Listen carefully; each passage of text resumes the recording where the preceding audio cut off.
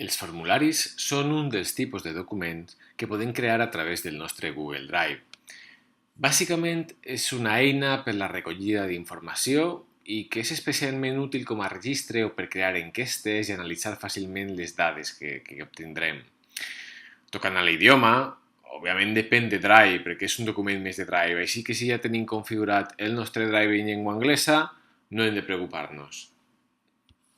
Anem doncs a crear un formulari, Create, Form, i podem començar canviant el nom del formulari. Anem a posar-li formulari de prova. El deixem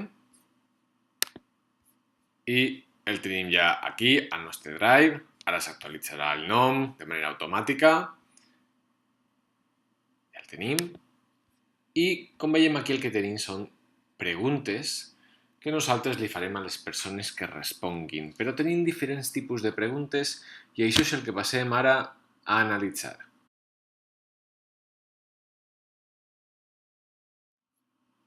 Veiem que el formulari comença amb una pregunta de selecció múltiple, però anem a començar pel principi, veient una a una, i el primer tipus que veiem és una pregunta de text.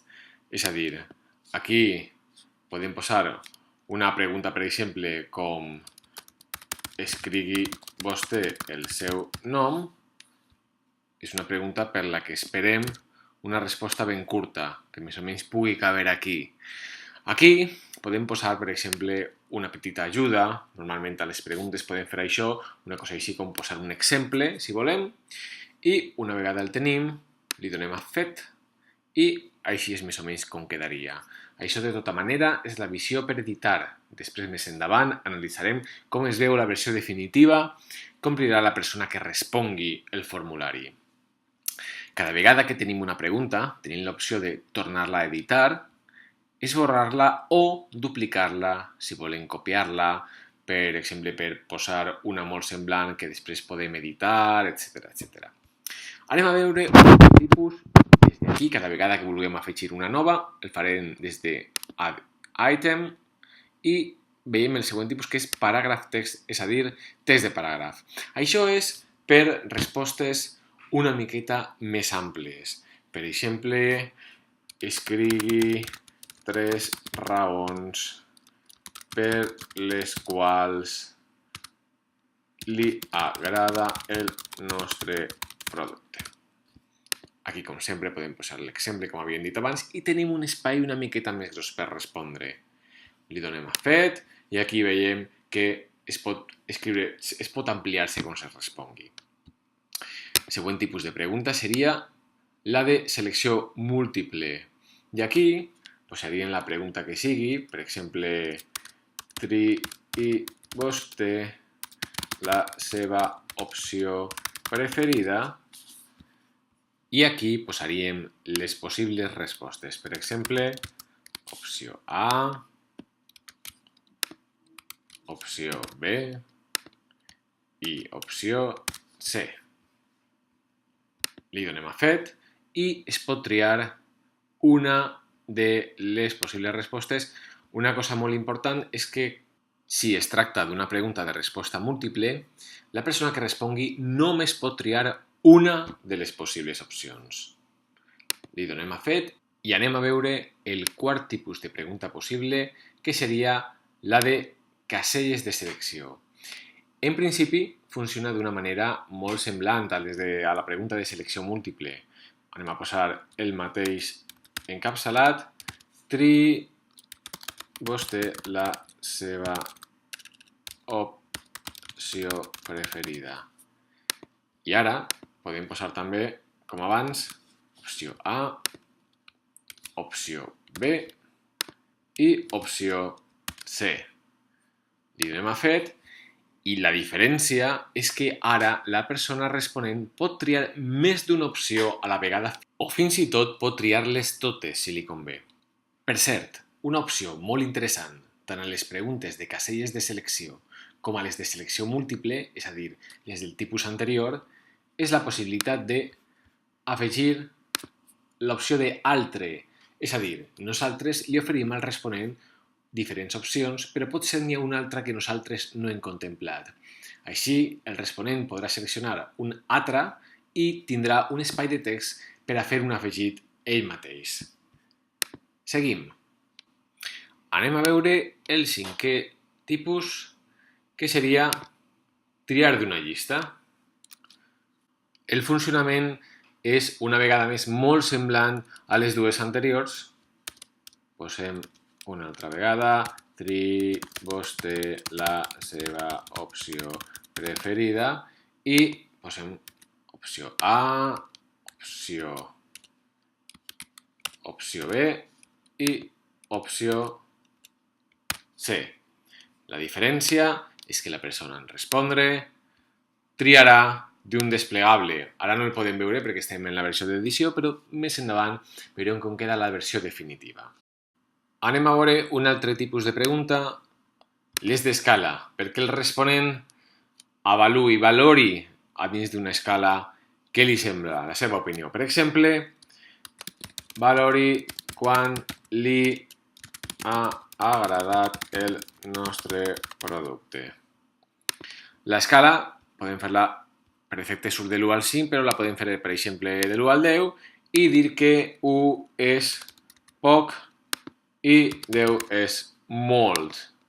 Aleshores, el responent seleccionarà el valor que cregui convenient. Un altre tipus de pregunta, la graella.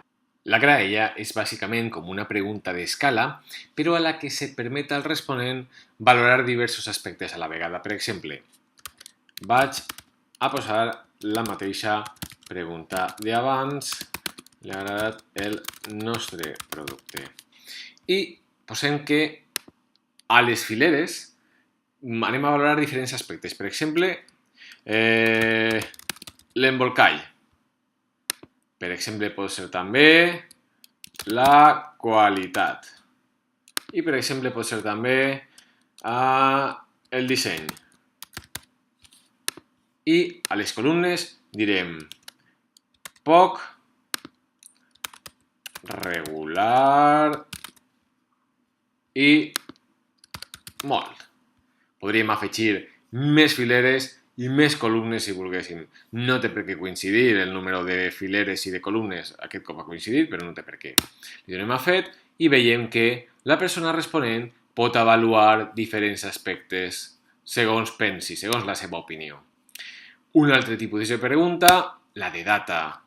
Per exemple, una típica podria ser indiqui la seva data de naixement. Podem incloure l'any o no, també l'hora, la deixem així i aleshores des d'aquí el responent triaria una data concreta.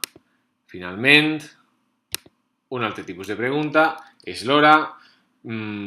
Podríem fer, per exemple, en comptes de preguntar per una hora concreta, podríem preguntar també per una durada. Doncs, per exemple, aquí quan es pregunta per una hora concreta, assenyali a quina hora s'aixeca vostè tots els matins, o la durada, doncs, per exemple, indiqui quant de temps inverteix en desplaçar-se fins a la feina. I aleshores el responent podria triar una durada determinada. Bé, aquests són els tipus de preguntes de què disposem, però a banda de les preguntes tenim altres elements que ens ajudaran a confeccionar el nostre formulari. I és el que passem a veure ara.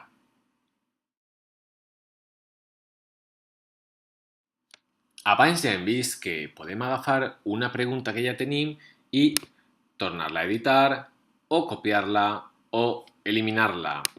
A banda d'això, moltes vegades ens interessarà canviar l'ordre de les preguntes i podem fer-lo arrossegant-les d'una part a una altra del formulari. Una qüestió molt interessant és també si, per exemple, volem que la pregunta es respongui de manera obligatòria, que no es pugui deixar en blanc. Per això, seleccionarem l'opció corresponent. Més coses que podem afegir al nostre formulari. Doncs, per exemple, imatges. Podem pujar una imatge que ja tinguem o posar una adreça, un enllaç de la xarxa on sapiguem que n'hi ha allotjada una imatge, cercar entre els nostres àlbums o el nostre Drive o directament fer una cerca a Google Images, per exemple, un magatzem i puc triar la imatge, es carrega i automàticament m'apareix. Jo la imatge la puc redimensionar i canviar l'orientació. Puc posar fins i tot un títol, per exemple, magatzem. I podria, si volgués, afegir a sota una pregunta referida al magatzem o a la imatge.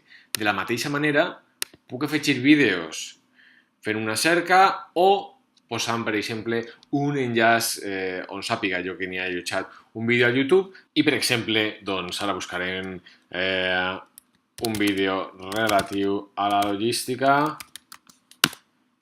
Posem això, triem el vídeo i es carrega i el mateix. Jo puc canviar l'orientació, puc, per exemple, més a sota posar una pregunta referida al vídeo, etc, etc. Més elements amb els que podem jugar a l'edició del nostre formulari. Els encapçalats de secció. Normalment ens interessarà agrupar les preguntes d'un formulari de manera homogènia, dividint-les per seccions. Aleshores, jo el que faré serà, per exemple, posar aquí disseny per qüestions relatives al disseny del producte. Això no és més que una capçalera. Jo el puc moure a aquella part del formulari on correspongui. Per exemple, aquí, a partir d'aquí comença la secció de preguntes referida al disseny i puc afegir tantes capçaleres com em convingui. Una altra opció realment molt útil és el salt de pàgina. Per què volem crear diferents pàgines a dins d'un mateix formulari? Doncs perquè és especialment interessant en arribar a determinades preguntes que, en funció de la resposta que tinguem, porten l'entrevista en una o en una altra direcció.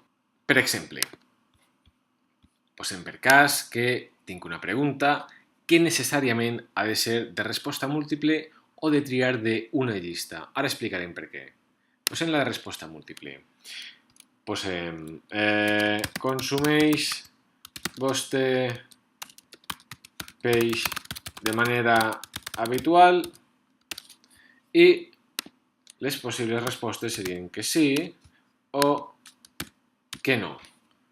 I hem d'assenyalar aquesta opció, anar a una pàgina concreta basant-nos en la resposta. El que en cal ara és fer servir el salt de pàgina per crear les pàgines corresponents a les que anirem depenent de la resposta.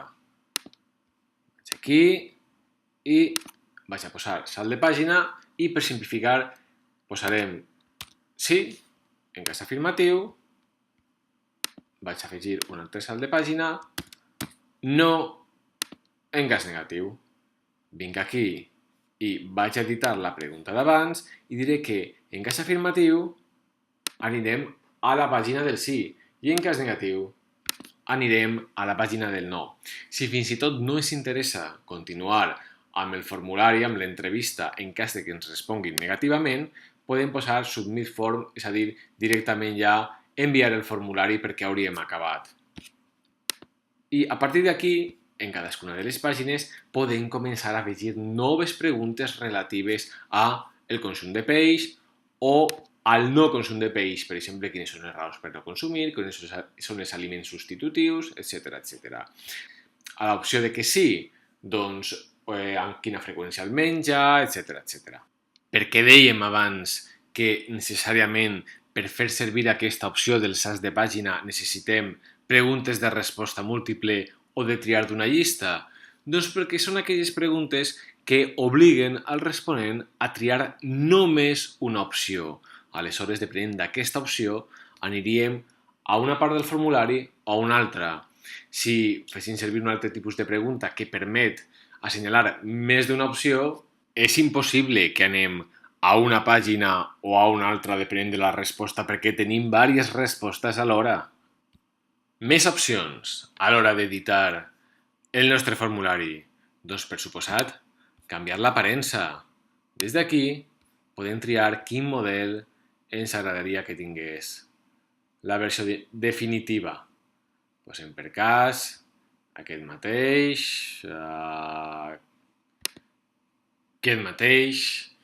i així és com es veuria quan la persona que ha de respondre el revés. Si volem seguir editant el formulari, premem aquí, tornem a la pàgina de l'edició i fins i tot podem afegir un missatge final per quan acabem. N'hi ha altres opcions, com per exemple mostrar un botó per tornar a enviar una altra resposta o portar un enllaç cap als resultats per veure com van els resultats, la mitjana dels resultats, o permetre canviar algunes de les respostes que s'han respost ja. Anem a treure tot això i, per exemple, doncs, com a missatge final, podem dir-li gràcies per la seva col·laboració. I ja el tindríem. És molt important que abans de que enviem el formulari de manera definitiva li fem un cop d'ull a veure com queda. El farem prement aquest botó. Podem nosaltres fins i tot respondre'l per veure que tot funciona com ens agrada. I si és el cas, doncs ja podem tancar aquí i enviar el formulari a les persones que ho han de respondre. N'hi ha per cert la possibilitat d'afegir el propi formulari a dins del correu perquè sigui més fàcil de respondre. No cal fer clic en un enllaç que es porti cap allà. El que passa és que l'aparença no serà tan maca com aquesta que li hem donat, amb un fons, etc, però es pot fer. Posarem aquí els correus corresponents i premeríem enviar i ja el tindríem. Una altra opció també, a banda d'enviar-lo perquè ens omplin el formulari, és afegir un col·laborador, és a dir, afegir una altra persona que pugui editar conjuntament amb mi el formulari. Com ho farem? Doncs des de File, afegir col·laboradors. Funciona bàsicament igual que la resta de documents de Drive. Afegiríem aquí l'adreça de la persona, que va quedar habilitada. Aquí només n'hi ha l'opció de donar-li la possibilitat d'editar, perquè per veure el formulari el que faríem seria enviar-li'l a l'hora de respondre'l i, com sempre, doncs, podem informar-li via correu, enviar-me una còpia a mi mateix, etc. Vaig a fer la prova. Ja el tenim. Tinc aquí un altre compte i venim aquí a l'opció de compartir amb mi. Tinc el formulari i ja podem editar-lo de manera conjunta i simultània entre tots dos comptes.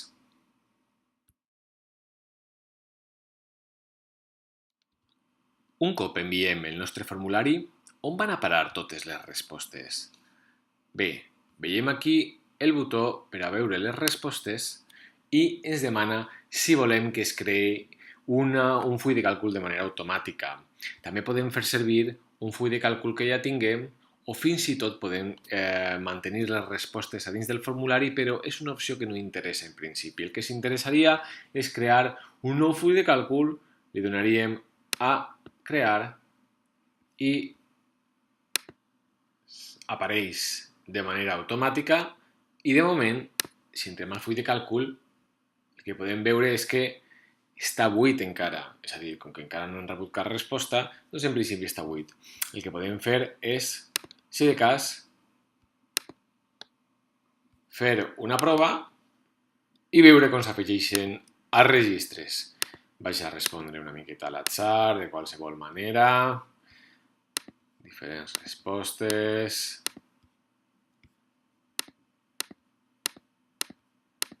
No seria necessari respondre a totes perquè no hem demanat que sigui resposta requerida a totes, però, bueno, per veure els registres. Recordem que ara anem a una altra pàgina, que és la del no, i ja li donem a finalitzar. Venim ara aquí, a la pàgina de les respostes. Veiem ara que ja hem rebut la primera de les respostes, és a dir, les respostes que jo acabo d'introduir al formulari. Que es tracti d'un full de càlcul és especialment interessant perquè un cop tinguem un número molt gran de respostes podem treure estadístiques, aplicar fórmules per treure mitjanes, màxims, mínims, per treure gràfiques podem descarregar-lo i després, recordem que podem descarregar els documents de Drive i treballar després amb un LibreOffice Calc o un Microsoft Excel per donar-li més format a les taules si volem afegir gràfics més espectaculars del que es permet potser el Drive, etc etc etc. És a dir que el fet de treballar amb un full de càlcul és especialment útil per després el tractament i l'anàlisi de les dades. Però, a banda d'això, a banda d'aquesta possibilitat, tenim també una altra manera molt més ràpida i molt eficient d'analitzar tots aquests resultats que nosaltres rebem. I és tornant a la pàgina d'edició del formulari i aquí, a les respostes, demanar un resum de les respostes. I aquí el que trobarem serà, per començar, tot el text en totes les preguntes de test, però la part més interessant probablement és que trobarem també l'estadística directament feta. De moment és molt pobre perquè com que només tenim una resposta, doncs òbviament la gràfica és molt elemental, però quan contem amb moltíssimes respostes poder obtenir aquí una perspectiva general de quines han estat les opinions en un sentit o en un altre realment és molt, molt, molt útil. Per últim, és molt probable que vulguem limitar la nostra recollida de dades a un període de temps determinat. Aleshores, si tornem a la pàgina d'edició del nostre formulari, podem decidir que ja no acceptem més respostes. I aquí podem afegir el missatge que sortirà en cas que algú tingui l'enllaç del formulari i premi el botó i vulgui ara donar la seva resposta. Podem posar alguna cosa com ens sap greu, ja no acceptem més respostes.